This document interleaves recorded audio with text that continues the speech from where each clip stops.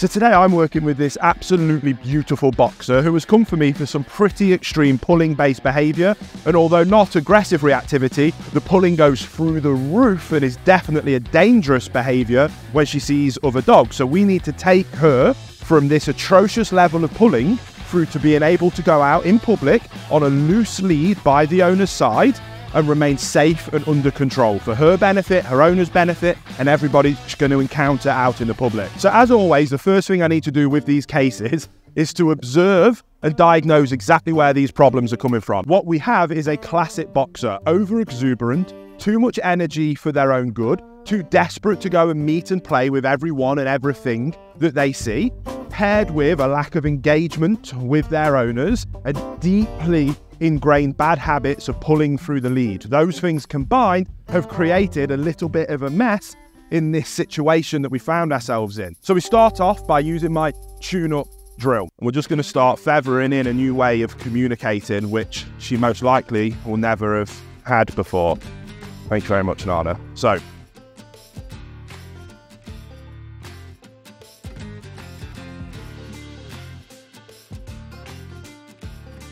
good girl. Good girl. Good, so there. Drifted out in front of me, wasn't paying attention, and I used this new language. A bit of pressure on. There, she was snapping at the lead a little bit, which means she's confused about it and wants to turn it off. I don't like what happened there. I want it to go away, so she snapped at it. She needs to understand that's not how that pressure is ever going to turn off. The only way the pressure from this will ever turn off is by you engaging with me and doing this, which you can see as a byproduct from literally 2 minutes ago to where we are now, just with a couple of really well-placed challenges with this lead pressure, and me cutting her off with these inside turns has helped her understand, hey buddy, you need to focus on me. So this is going to be a perfect example. I'm going to try and focus on teaching you guys to the camera and doing it as well. We'll go right side.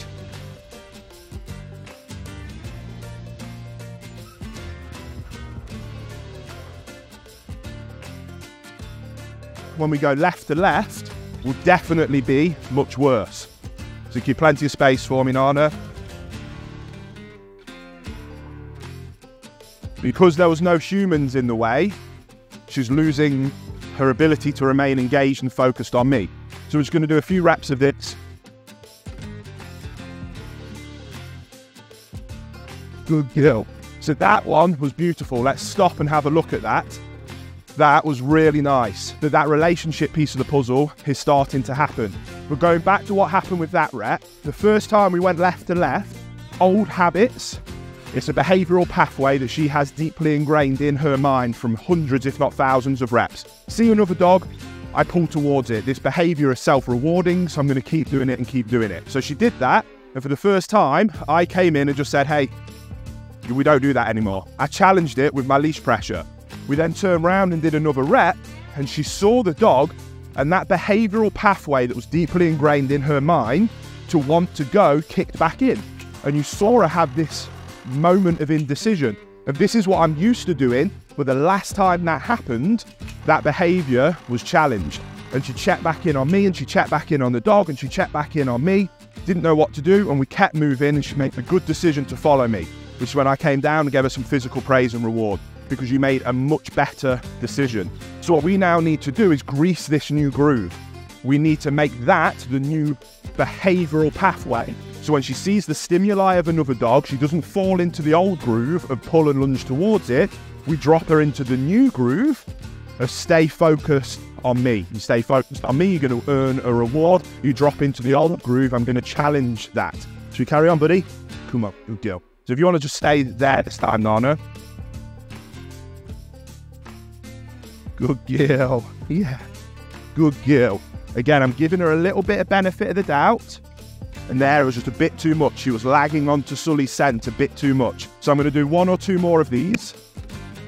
And I'm so happy with this first session. Yeah, good girl. Good girl. That I'm then going to reward this beautiful decisions that she's now making with some time with Uncle Sully. Yeah, good girl. Oh, you're a paid actor. Drifting in front of me a little bit. Again, just simultaneously shaping this into a lovely loose lead heel. Good girl. Sit. Good. Good. So this is an example where I'm now planting my flag, claiming this space between me and the other dog. You don't need to worry, you just need to relax. Once we build that level of engagement up, we then need to decide what route of training we want to take. And for this girl, that first session went so well that I knew we just needed to dive into high-level distractions as quickly as possible. What I'm expecting from her is to stay in this position by my side on a loose lead. If she remains doing that, it's simple. The game is going to be that she's going to get rewarded and praised for doing so. If she breaks this and starts to pull off towards either people like bikes or traffic coming past, I'm going to challenge it and bring her back into this position. And it's all about building impulse control and building the duration of obedience to get to a point where she understands if I've asked you to do something, you need to do it until I tell you otherwise, which will either be a break command to let you know, off you go and do what you want, or I ask you to do something else, which in this situation might be I need you to stay here right now, but in a minute I'm going to start walking and I need you to then follow me. But either way, you need to remain listening to me. So if Nana can start coming and just doing some passes, we'll go on this plane here, please. And all I need from her is to stay by my side on a loose lead. Now, as you can see, these drives are starting to lift, and the old behavioural pathway in her mind wants her to start going towards Sully. Is this a perfect heel, sit, stay right now? No, it isn't, but that's not the drill I'm working on. The drill I'm working on is impulse control, and not to lunge off towards this thing that you want to go towards. It'd be unfair of me right now to ask her to not want to watch, but right now this is such a huge improvement on earlier that I'm super happy. And I'm going to let her know, good girl, because she's making good decisions for doing so. Now this is an example here. She broke the sit and she started to go further away than I'd like. So I've just challenged that with the lead pressure, brought her back in, and we're just going to continue working. And then this is where I'm going to test. Come on, let's go. Yeah, good. And I was right on the edge then of challenge her ignoring me, and she just at the right second made the good decision to listen and follow. Again, quite classic box.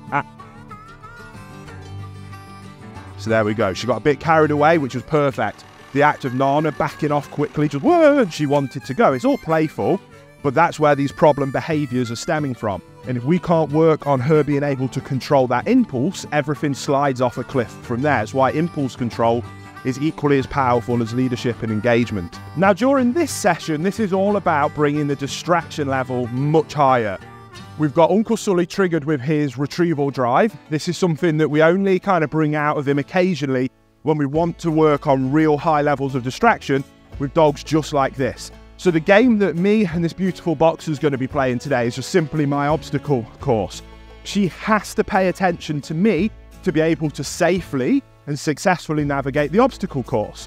We do that under no distraction. It's cool, but it isn't furthering our goal of building engagement with me, trusting in me as a loving leader, whilst there are other things going on that are distracting her. Now, she can focus on navigating these obstacles while there's a dog at full level intensity retrieval drive, so every part of Sully's body language over there is screaming intensity, high level, that is going to make her really want to engage. When Nana throws the ball, you're going to see Sully in 5th gear as fast as he can head down. His competition levels will be through the roof.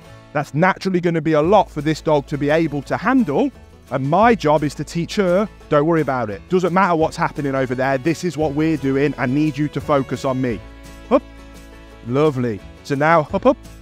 You can see there, she wants to think about Sully. Up, you can do it. Good girl. But because this is so demanding, it requires her attention. Good girl. And now we know that she can successfully navigate those first few obstacles. We're going to do the same thing again. And Nana's going to send Sully on a full retrieval. This will trigger her wanting to chase, making much better decisions.